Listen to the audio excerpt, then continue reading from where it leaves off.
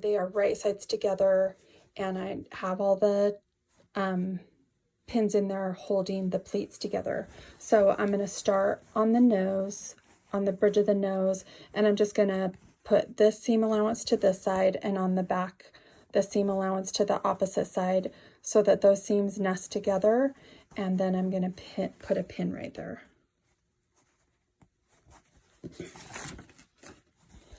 And then on this end where the pleats match up, I have a double layer of pins that are holding the pleats. So for each pleat, I'm just going to take the pins out and just put one back in that will go through both layers of fabric, just to eliminate. I want a pin to hold the front and the back together, but I don't need 3 pins for each pleat. So I just take those out. I don't usually pin this section here, but if you want to, you can put a pin in there. And then these edges should be pretty close to matching up, depending on your pleats. If you're stressed about it and they don't match up, you could let this one out just a tiny bit so that they match. But this will be close enough to be caught in the piece that goes along the cheek. Where is it? The extra little pieces that we cut. Oh, here they are. So when we put this on the side with the elastic, this will cover up any difference in those. So I'm going to do the same thing on this side. So I'm going to take these pins out and just put one back in. Now on this side, I have my pleats, and I also have this in there, so it's a little bit extra thick, but it should be fine. And then this is where the end of this, the flap that covers the hole is. So I'll go ahead and just reposition that pin. And then we have the pin that's at the bridge of the nose, and you can see this side matches exactly. So now I'm going to do the same thing on the bottom where the chin side is. I'm going to push the one seam allowance to one side and the seam allowance on the other one to the other side, so that they nest together nicely. And then I'll put a pin in there.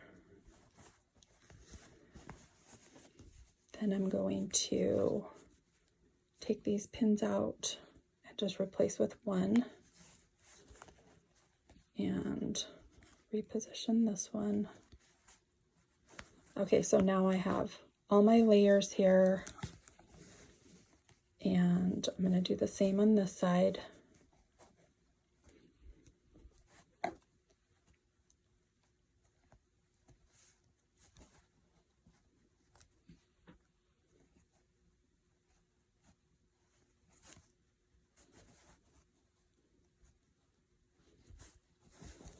Okay, so all my pleats are pinned there. You can see this one matches better. It was just this one that came up a tiny bit short, and that's just probably how maybe my markings for the pleats were a tiny bit off, or I just pleated it a little bit too much, but I'm not going to stress about this at all. So now I'm going to take this to my machine, and I'm going to stitch both of these seams with a 1/4 inch seam allowance. Just back stitching at the end, stitch all the way across, and back stitch at this end. And then I will come back and show you what that looks like. Okay, I stitched all the way across on both sides, and so now I'm just going to take all these pins out. We don't need them anymore, and they will just be in the way. And it's all stitched down, so it should be good to go.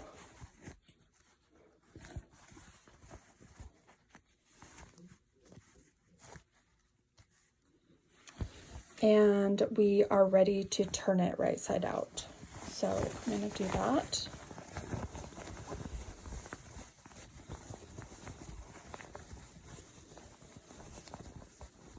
Looks pretty good. I'm happy with how this flap looks. It's going to go this way.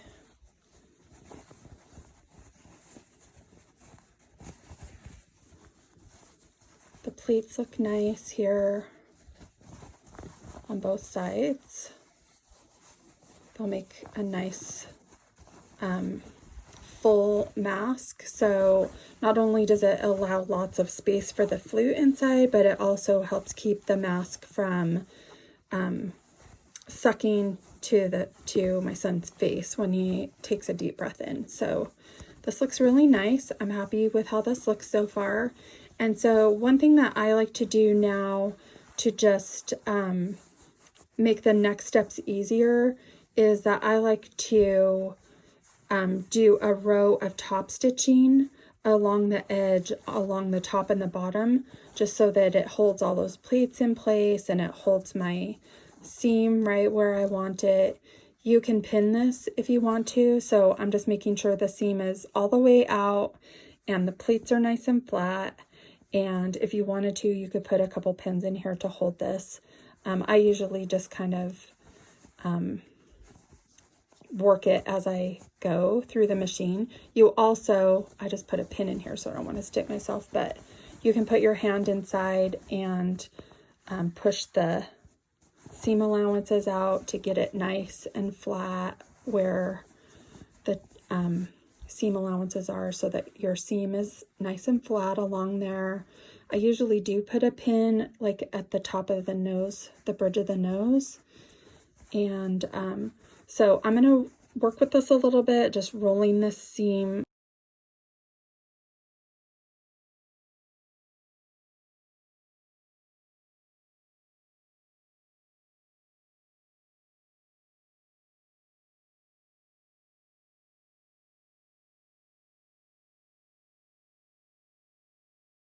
All right, you can see now how this, just this little row of top stitching helps this stay in place, and it lays nice and flat, and mostly it just keeps me from fighting to keep everything where it's supposed to be for the rest of the assembly instructions. So the next thing we're going to do is put in the nose wire.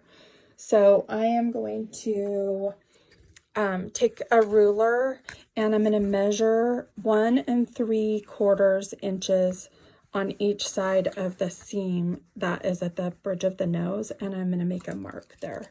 So here's this one, and I'm going to do the same thing on this side, and I'm going to do this underneath the, I'm going to lift this flap up. I'm not going to stitch this down where the nose wire goes in. So 1 3/4 is here. So now what I'm going to do is I'm going to take this to my machine, and here is my nose wire. So I'm going to stitch, I'm going to start right here, and I'm going to stitch down about 1/2 inch, like almost right to where this white on this fabric ends. I'm going to back stitch that, and then I'm going to stitch all the way across here, even with this marking, and just back stitch right here and stop and leave the end of this open so that I can feed this inside there. And then I will go back and stitch this shut after the wire is inside.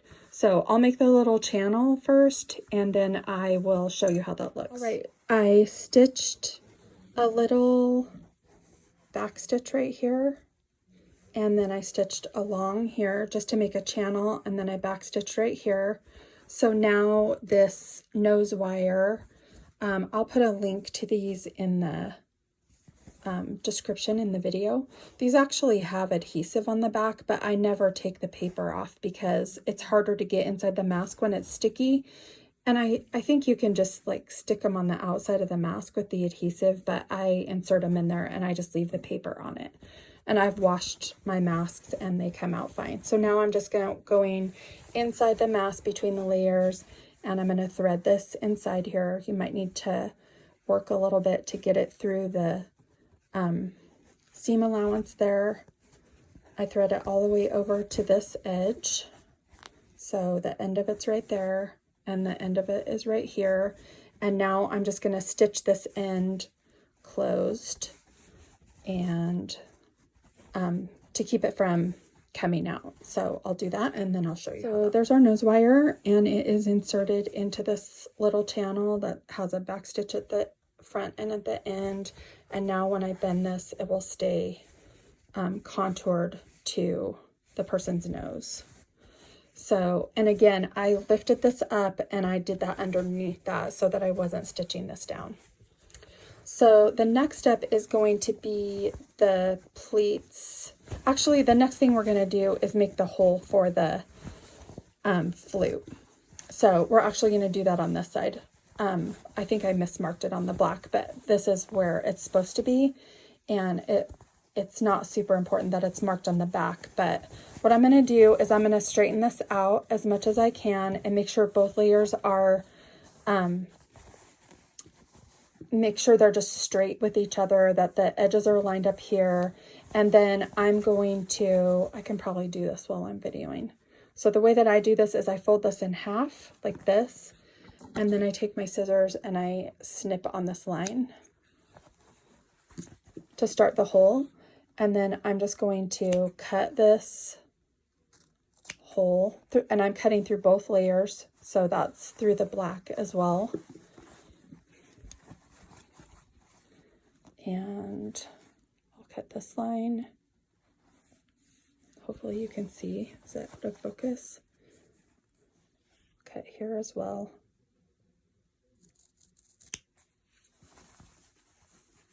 Then I'll just finish cutting this side. And then I'll cut these lines.